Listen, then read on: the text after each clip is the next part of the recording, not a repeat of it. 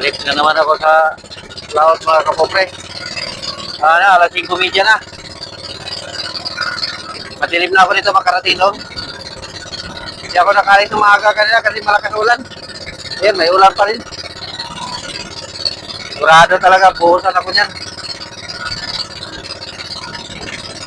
Manamarong pa rin ako. Kagabi ang nahuli ko, 20 kilos. 20 mitya kilos. Sana makarami ako ngayon. Kunti lang yung nahuli ko kagabi kasi ang lakas ng anod ko. Bumalik na naman ako ulit doon sa laot. Kaya ang tagal kong tinakbo. Ngayon, doon talaga sa laot ako mag-umpisa para hindi na ako magbalik-balik.